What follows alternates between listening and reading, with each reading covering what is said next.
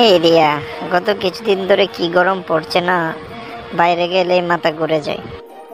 সত্যি বলেছ সারা, এই গরমে একটু সতর্ক না থাকলে হিটস্ট্রোক হতে পারে। তুমি কি কি করেছো এই গরম সামলাতে? আমি তো দিনে অনেকবার পানি খাই, সাথে ফলের রস আর ডাবের পানি খাওয়ার চেষ্টা করি। তুই? আমি কাঁচা লেবুর শরবত খাই প্রতিদিন, আর রোদে বের হলে ছাতা নিই বা ক্যাপ পরে যাই। সূর্যের আলো তো এখন বেশ তীব্র। সঠিক বলেছিস। আমি রোদে বের হবার আগে সানস্ক্রিন ব্যবহার করি আর হালকা ঢিলেঢালা সুতির জামা পরি, যাতে শরীর ঠান্ডা থাকে।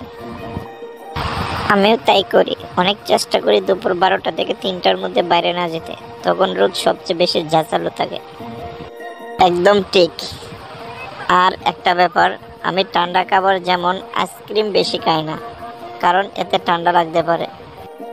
হ্যাঁ, বেশি ঠান্ডা বা ফ্রিজের পানি একবারেই খাওয়া উচিত না। আর রাতে ভালো করে ঘুমানো দরকার, শরীর ঠিক রাখতে। ঠিক বলেছিস রিয়া, এই গরমে শরীর ও মন দুটোকে ঠিক রাখতে সচেতন থাকতে হবে। তাই তো, চল আমরা দুজনেই নিজেদের যত্ন নিই এবং অন্যদেরও সচেতন করি।